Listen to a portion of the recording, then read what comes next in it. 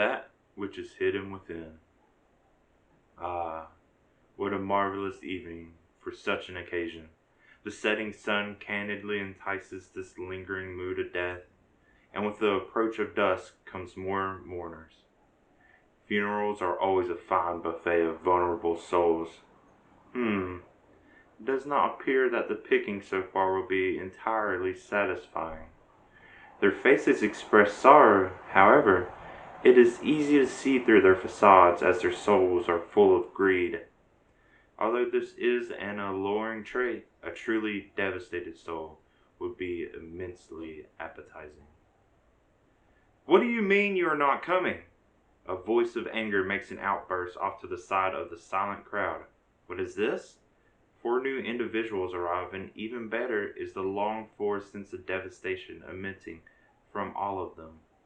The 2 following behind, a finely groomed middle-aged man and subtly beautiful, slightly younger-looking woman, are clearly their hired help. Although grief seeps from their souls, they pale in comparison to the 2 in front of them, radiating true despair. A young adult male, and source of the angry voice, is well dressed, but poorly groomed.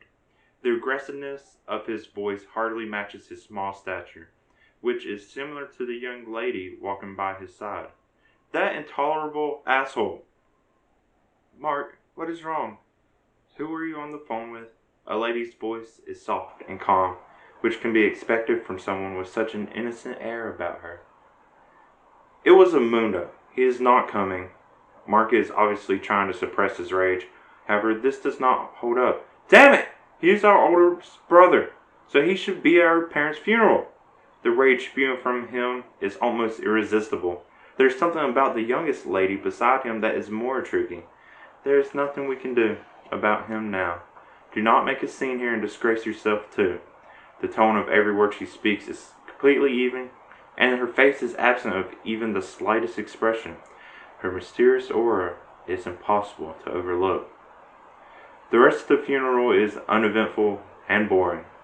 The fuming anger toward sorrow from Mark is delectable. However, it is the complete lack of any emotion from his sister that keeps the funeral intriguing. After the funeral ends, they move straight to the will reading. Wasting no time moving inside is preferable in order to keep emotions building. This is also a perfect opportunity for those full of greed to show their true intentions. To see their greed inflate or collapse is an amusing game to observe. As would be expected, everything is left to Edmundo, the oldest and absent child of the family. The fury of the audience is exhilarating, and some even leave right away after receiving the disappointing news.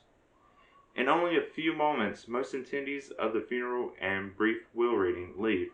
The last ones remaining are the 2 children and their 2 servants.